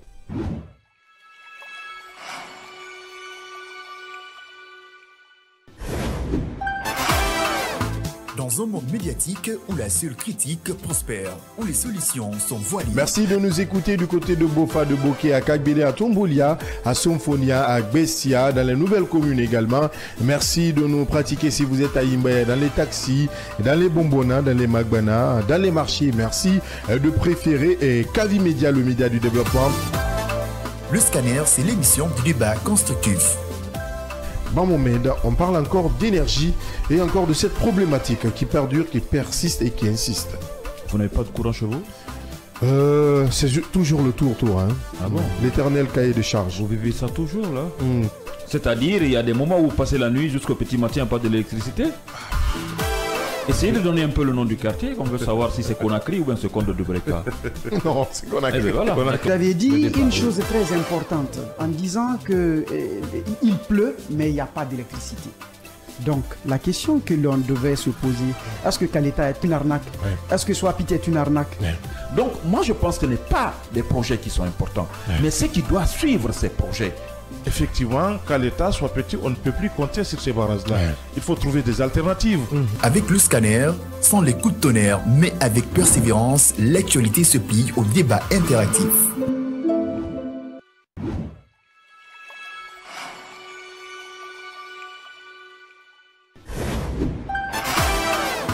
Dans un monde médiatique où la seule critique prospère, où les solutions sont voilées. Merci de nous écouter du côté de Bofa, de Boké, à Kagbele, à Tombolia, à Somfonia, à Gbessia, dans les nouvelles communes également.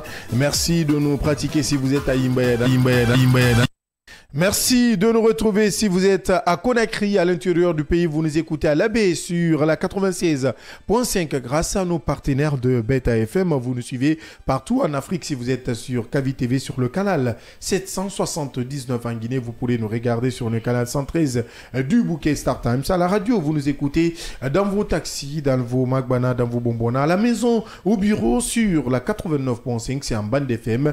Et nous parlons de l'avant-projet de la nouvelle constitution qui continue d'alimenter les débats au sein de l'opinion. Ce document de plus de 200 articles comporte des points qui suscitent encore des interrogations, de la candidature indépendante à la limitation d'âge jusqu'à la création et aux attributions du Sénat. Nombreux sont des observateurs qui y voient des zones d'ombre. Certains pensent même que cette nouvelle constitution pourrait cacher des velléités. Mais qu'est-ce qui différencie cet avant-projet de la nouvelle constitution à la constitution de 2010 rédigée au sortir sortir d'une transition grâce aux accords de Ouaga. Nous recevons sur ce plateau M. Youssouf Kamara, il est ancien conseiller national. Monsieur Kamara, bonjour. Bonjour M. Abdallah. Merci d'accepter notre invitation. C'est avec plaisir. Allez, on commence par cette première question aujourd'hui. Quelle est la différence après avoir parcouru cet avant-projet de nouvelle constitution? Quelle est la différence entre cette constitution et celle de 2010, puisque vous avez été conseiller national, il faut le rappeler? Merci beaucoup pour l'opportunité. Je crois qu'il y a assez de différence entre la constitution de 2010 et cet avant-projet. Bien. Quand vous prenez d'abord, bien avant de venir sur les innovations qui ont été apportées, sur la question sur les prérogatives du Premier ministre, dans notre constitution, nous avons estimé qu'avant la nomination du gouvernement, il faut décliner la structure gouvernementale.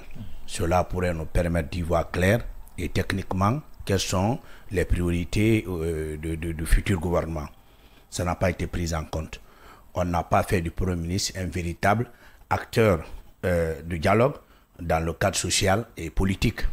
Parce que vous savez mieux que moi que nous sommes dans un pays de crise. Nous sommes permanemment en crise. À chaque fois que l'opportunité se présente, puisque c'est le premier chef de gouvernement qui pilote les actions gouvernementales, il était très important de lui donner cette possibilité, quant à lui maintenant, de faire délégation de pouvoir à un ministre de la République. Ça peut être le ministre de l'administration du territoire. S'il s'agit dans le cadre politique, il peut le faire, si c'est dans le cadre social ou de revendication, au ministre de l'Emploi et de la fonction publique. Donc, c'est un aspect extrêmement important. Quand vous prenez sur la forme même du régime, je crois qu'on ne devait pas continuer depuis 65 ans à utiliser un régime hyper présidentiel. Parce que le principe de séparation de pouvoir, nous avons su que pendant 60 ans, c'est le président de la République qui prédomine et qui surplombe toutes les institutions. Cela est un risque de blocage, c'est pourquoi toutes les institutions sont à ses pieds. Au moins, ils auraient pu innover, apporter un régime semi-présidentiel, permettre à un chef de gouvernement d'être majoritaire à l'Assemblée nationale, qu'il détient un véritable pouvoir. Parce que le concept chef de gouvernement ne colle pas à la réalité guinéenne, parce que ce n'est pas le Premier ministre qui nomme les membres du gouvernement. Et ça dit qu'ils ne sont pas responsables devant lui. Donc, en quelque sorte, c'est quelque chose qu'on embellit, qu'on a mis là.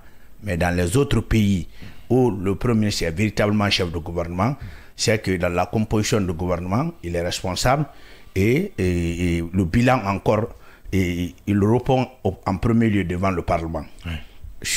Un peu aussi, quand vous partez sur la question de déclaration des biens, vous savez, pendant plus de 10 ans ou 20 ans, nous pensons que le pouvoir public, à travers les hauts cadres, sont en train de dilapider nos fonds publics. Parce que vous voyez, en quelques mois, quand on nomme quelqu'un, c'est la famille, c'est la fête dans la famille.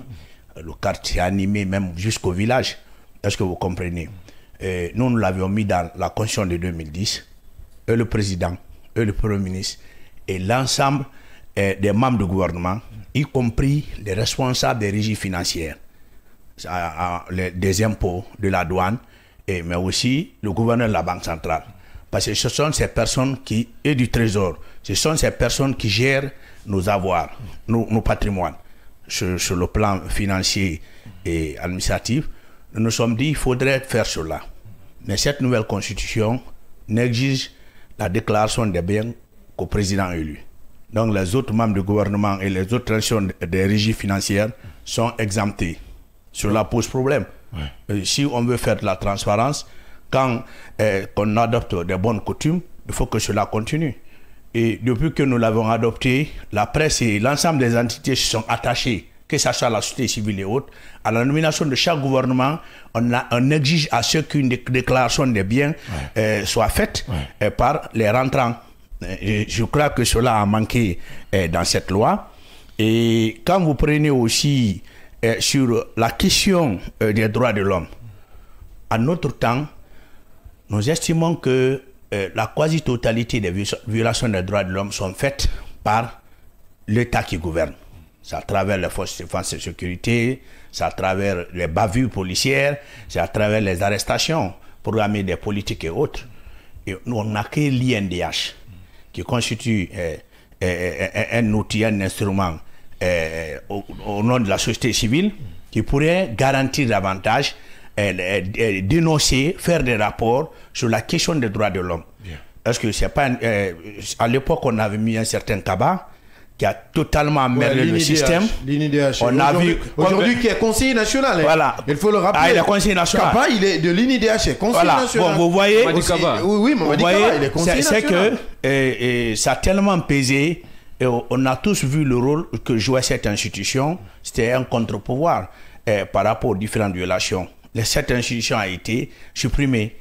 C'est que l'État ne peut pas être à la fois auteur des violations des droits de l'homme et défenseur des mêmes droits. Ouais. Il y a contradiction. Quand nous venons maintenant sur les questions majeures, telles que la question des candidatures uniques, nous, en 2010, le débat a été posé. Heureusement que j'étais rapporteur. Candidature indépendante. Indépendante, je m'excuse. Bien. Moi, j'étais à l'époque rapporteur de la commission code électoral et de la CENI. Le débat a été posé en commission. Nous avons débattu les choses.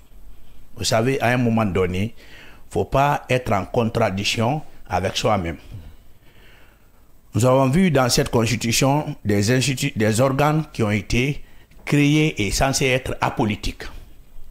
Parce que quand on parle de candidature indépendante, généralement, on balance vers la société civile, qui majoritairement sont dans les actions sociales et autres. Nous avons dit, il faut qu'on soit sérieux avec nous-mêmes. Il y a des institutions ici, on ne pourra jamais faire de ces institutions président, un activiste politique. On ne peut pas faire président de la CENI, un militant de l'UFDG. On va crier scandale, ni du RPG. On dit, réservons ça à la société civile qui majoritairement constitue une structure apolitique.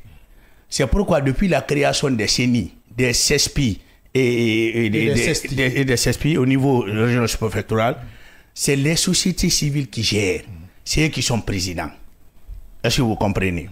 Si vous permettez à ces mêmes personnes qui gèrent le processus, par affinité à ceux qu'il y a des candidats qui sortent de cette même société civile, qu'on a dit dans cette condition être apolitique, jouer le rôle politique, je crois qu'il y a une incohérence. Ça ne va pas quelque part, on ne peut pas être juge parti. Est-ce que vous comprenez? C'est pourquoi on a dit que les forces de défense et de sécurité sont apolitiques.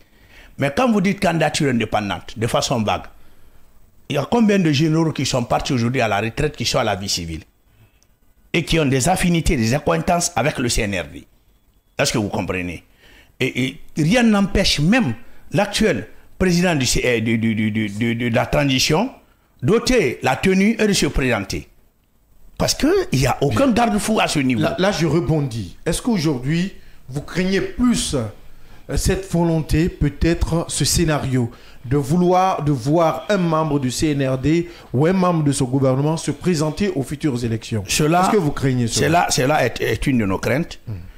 Une autre crainte qu'on doit mettre, qu'on ne doit pas perdre de vue. Vous avez vu qu'il y a une évaluation des partis politiques sur les critères de régularité et tout ce qui s'ensuit. Les gens sont dans ça depuis 15 ans, 20 ans. Ils organisent des assemblées générales, ils font des campagnes, des congrès et tout ce qui s'ensuit. Pour aller à une compétition, vous permettez à X qui n'a pas rempli tous ces critères de venir un bon matin, de compétir au même niveau que celui qui a pendant des années assuré cette régularité sur le respect du principe de loi, à les mettre sur le même pied d'égalité. Donc, c'est une autre injustice. Vous n'êtes pas pour la candidature indépendante? Non, moi je parle, puisque je ne suis pas pour, mais j'envoie les argumentaires qui prouvent davantage qu'il n'y a pas d'équité dans ça. Nous avons dit, ceux qui veulent aller sur le terrain politique peuvent y aller. Quand il y a les élections, on sait que la structure des journalistes est apolitique. C'est vous qui êtes chargé de faire la synergie. De relayer les infos. Ça ne veut pas pourtant dire qu'on ne veut pas être aussi président. Non. Est-ce que vous pensez non, on ne le dit pas. Cette question. Non, ça dit, quand vous prenez la code de conduite et tout ce qui s'ensuit, vous êtes censé être apolitique. Et personne ne vous interdit pas de faire la politique. Si vous démissionnez de cette corporation de journalistes, vous pouvez être président d'un parti. Est-ce que vous comprenez? Ou vous devenez vice-président quelque part. Est-ce qu'on se fait comprendre? Donc vous voulez que le poste de président soit réservé qu'aux politiques? Non. Pourquoi je le dis? Parce que dans une société, tout le monde ne peut pas être à la fois politique. Qui va trancher? Parce que si je suis politique, la société civile est politique, le débat va tomber demain sur l'organisation des l'OGE. Qu'est-ce que vous faites du cas Macron? Hein? Qu'est-ce que vous faites du cas Macron? Non, vous savez, une fois encore, il faut... nous aimons faire la comparaison. Nous n'avions pas cette même culture démocratique qu'avec la France. La France, depuis 1789, la chute de la Bastille, l'état de droit se construit progressivement. Aujourd'hui, cette constitution qu'on a créée, qu'on est allé consulter, même les gens qui sont à Bofosso là-bas, à Panziazou, on a cru que cette constitution fixait le prix des loyers ou le panier de la ménagère. C'est ce qu'on a fait vouloir croire à tout le monde. Mais les bêtises qui sont là n'ont pas été dites par ces gens. On ne peut pas qualifier ça de bêtises. Je peux dire, attention. Sur 80%. On va faire attention. D'accord, je modère le mot. C'est des intellectuels qui ont travaillé. Vous savez, quand vous créez un document, sur la base des consultations, vous estimez que vous avez recueilli des points de vue des uns et des autres. Non, est-ce qu'aujourd'hui... Je signe, je persiste. Mais on ne peut pas quand même qualifier de bêtises. Non, sortez aujourd'hui. C'est le mot qui est trop dur. Faites le micro-trottoir. Dans Yumbaya, je parie que vous allez interroger 500 personnes. 5 personnes ne pourraient pas vous dire c'est quoi le Sénat. Oui, parce que les personnes là ne lisent pas. Non, pourquoi je le dis? Non, écoutez, pourquoi je le dis? Non seulement c'est une institution qui n'a jamais existé dans notre pays, et deuxièmement, c'est une institution qu'on veut qu'ils accompagnent, c'est-à-dire on veut faire une assemblée bicamérale, mais qui ne sont pas élus au même titre que les députés. Quand vous lisez les documents, et le tiers est nommé par le président de la République, on lui donne ce plein pouvoir. Quand il doit avoir droit de vote là-bas, ce tiers nommé par le président de la République, les 2 tiers autres par le conseil régional et autres. Vous savez, ce pays, c'est complètement déséquilibré. Il faut se dire la vérité. Donc, ce qui reste clair. Troisième argumentaire, nous sommes dans un pays aujourd'hui où le trafic de drogue et d'organes se multiplie parce qu'il y a beaucoup de disparitions d'hommes et autres. Et vous savez un peu la Guinée avec les saisies et autres, c'est une plaque tournante de la drogue. On veut aller dans une candidature indépendante. Permettre à quelqu'un qui est dans ses activités, il sort pour une circonscription électorale, il finance parce que vous savez, chez nous, la société, comment dirais-je? On a parlé de parrainage là. Non. Il ne peut pas se lever un beau matin. Je signe, je persiste, même sur ce truc de parrainage, avec les enveloppes, ça passe. Il faut se dire la vérité. Deuxièmement, si nous permettons à des gens qui sont des activités illicites d'avoir des couvertures politiques, on ne serait pas en mesure de les poursuivre. Ils diront, il veut Matoto. Il a 5 milliards dans son truc. Il sort, il met du paquet. Il gagne la subvention de Matoto. On va laisser alors le peuple se tromper. Non, c'est ce que... non, on ne laisse pas le peuple se tromper, non. Si on doit acheter des électeurs, vous voulez nous dire que, excusez-moi, que le peuple de Guinée est un peuple qu'on peut acheter. Je n'en dis pas dans ce domaine. Vous savez bien, nous sommes en Guinée, ne perdons pas de vue. Il y a des trucs d'achat de conscience que le gouvernement en place me fait. On a vu comment les mouvements d'Addis doivent rester, sont créés. Mais d'Addis n'est pas resté. Non, ça dit, si je dis, c'est aux frères du contribuable. On a vu comment on veut créer une coalition politique des partis politiques qui doivent soutenir Doumbouya. C'est des idées qui sont nées et qui seront dans les couloirs. C'est une révélation. Il y a une coalition politique qui est mise en place. Vous êtes au courant. Non, mais on n'est pas au courant. On n'est pas au courant. Je vous dis, sur les réseaux sociaux, il y a un truc, CPPP, coalition des partis politiques, pour la continuité. Est-ce qu'on peut... Est-ce que vous comprenez? Des acteurs que vous et en filigrane, je ne connais pas personnellement les acteurs. En filigrane, on a mis la photo du plan de la transition et ils ont pour la continuité. Et c'est comme ça que c'est commencé dans les autres transitions. Le président a été clair, hein. Il a été clair même lors de son dernier discours, de sa dernière adresse à la nation. Il ne se présentera pas. Pour le moment, prenons-le au mot. On ne le tient pas.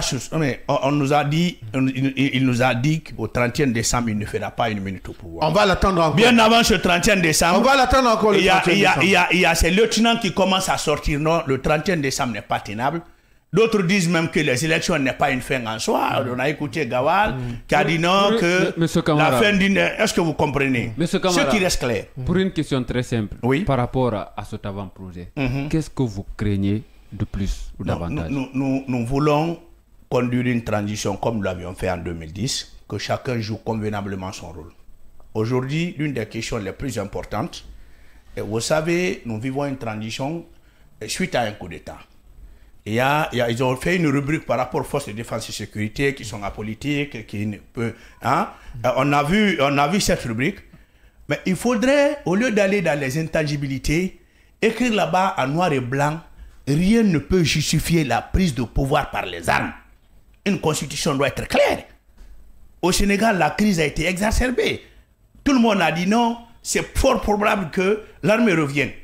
Mais depuis l'indépendance du Sénégal, l'armée ne s'est jamais mixée dans la prise de pouvoir. La crise a été réglée de façon institutionnelle.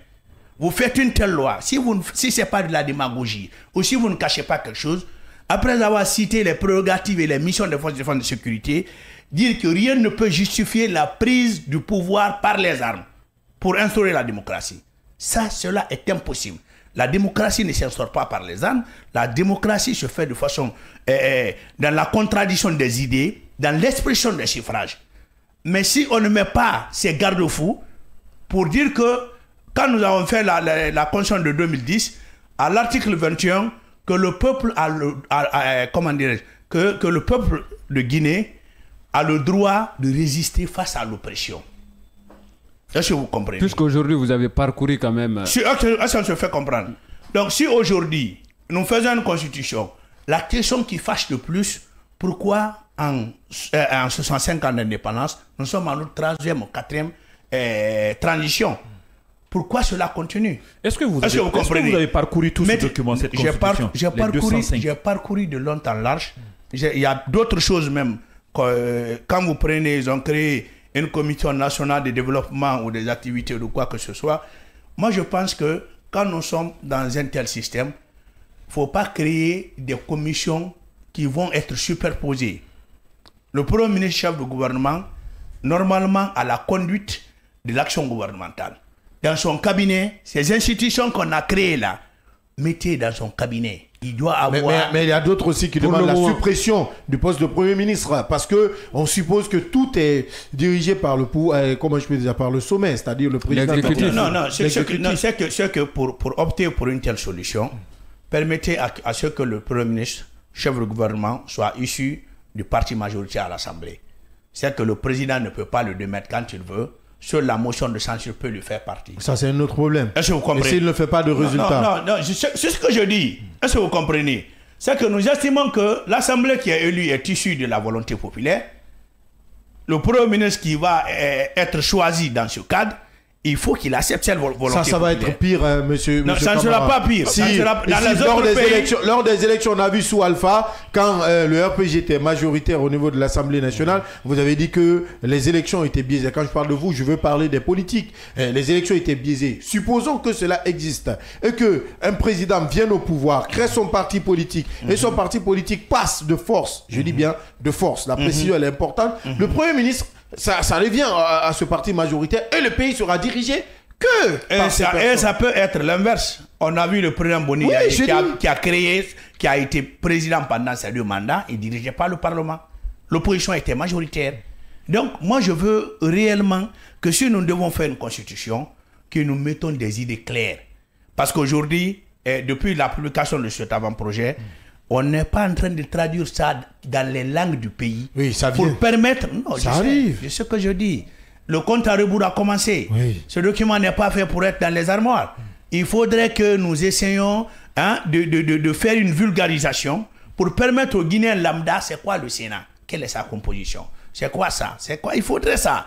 Il faut un débat d'idées qui doit... Ça arrive. Nous, on a eu la chance d'avoir un tête-à-tête avec le président. Il faut que ça arrive. Ce n'est pas le rôle. Est-ce que ça pourrait pas la transition un peu à la société civile de faire ce travail là aussi? C'est ce que je dis. Est-ce que vous comprenez? Donc, ce qui reste clair, si nous voulons changer ce pays, nous savons que en tant qu'intellectuels, nous savons lire entre les lignes. Je viens de parler d'un aspect important sur le rôle des forces de défense et de sécurité, que ce CNT ait le courage de dire, puisque cette question... De mettre fin au coup d'État. Non, mais il faut clairement écrire là-dedans. Oui, vous voulez parler des gâchis en dépit de tout ce que nous avons entendu, notamment de la part du président du CNT, qui parlait quand même d'une constitution qui rassemble et qui ressemble au Guinée.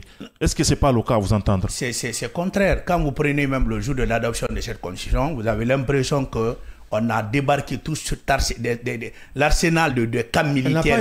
Elle n'a pas été adoptée d'abord. Non, excuse-moi. Le jour de la présentation, je m'excuse, le jour de la présentation, vous savez, au palais du peuple, le palais était pris et le dispositif est impressionnant. Nous l'avions fait en 2010, une mouche ne s'est pas levée. On n'a même pas invité une police communale de venir à la porte. Si vous faites quelque chose au nom du peuple, vous n'avez pas besoin de vous enfermer, de vous coffrer, de vous barricader, parce qu'ils savent qu'il y a une tension vive dans le pays. Est-ce que la situation, c'était la même situation? Voilà, c'est la question que je voulais poser. C'est parce que, non, la tension, c'est le pouvoir en place qui crée. Si on est dans un pays où les gens vivent de la pauvreté, où il n'y a pas d'emploi, tous les jours, l'ensemble de nos recettes sont orientées dans l'achat des dispositifs de répression. Voilà. Allez-y au palais du peuple, comptez le nombre de véhicules qui y sont. Une dernière question. C'est aussi clair que cela. Vous avez quand même évoqué pas mal de points aujourd'hui. Est-ce qu'il ne serait pas quand même important et nécessaire de recenser tous ces points-là, les noter, et voilà, les présenter au président du CNT? Non, pas au président, il y a un site. Non, pour ça. Parce que quand même, on est dans la période de consultation, là, hein, avant l'adoption de cette Oui, parce qu'il y a des partis politiques qui doivent être Il y a des partis politiques qui seront quand même des journalistes. Nous ne manquerons pas. Quand vous voyez même ce document, quand on a dit de mettre à la portée des citoyens, ils ont mis des arguments selon lesquels et ils ont peur que les gens modifient des articles par-ci par-là. Si c'est à la disposition. Non, écoutez, le site. Non, le site.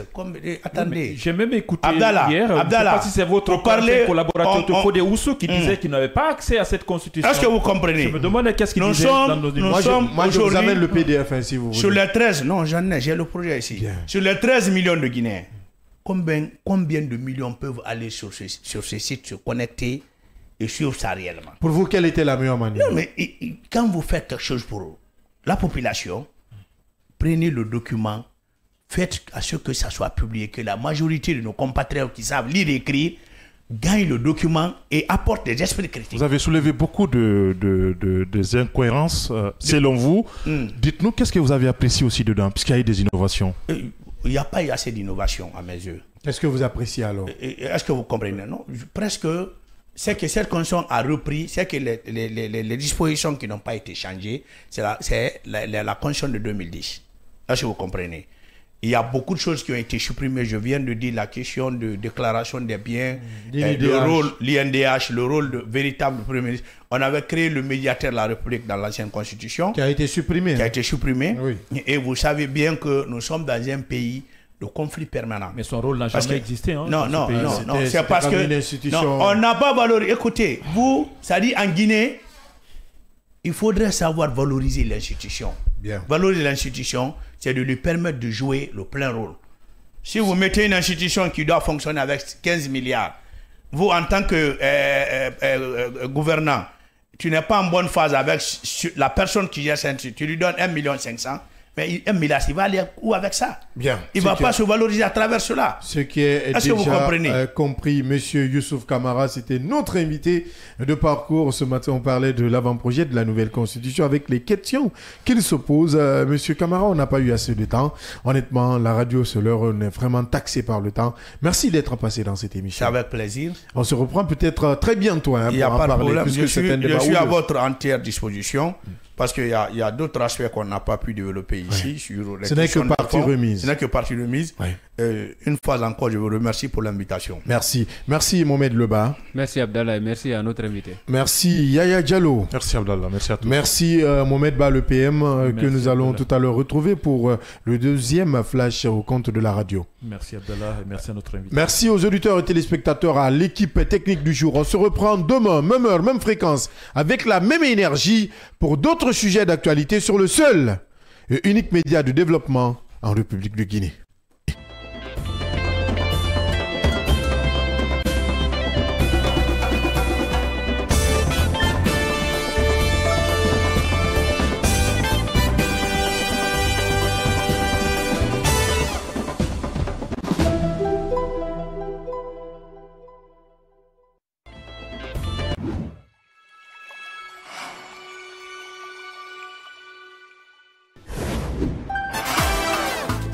Dans un monde médiatique où la seule critique prospère, où les solutions sont voilées. Merci de nous écouter du côté de Bofa, de Boké, à Kagbele, à Tomboulia, à Somfonia, à Bessia, dans les nouvelles communes également. Merci de nous pratiquer si vous êtes à Imbaya, dans les taxis, dans les bonbonnas, dans les magbana, dans les marchés. Merci de préférer Kavi Média, le média du développement.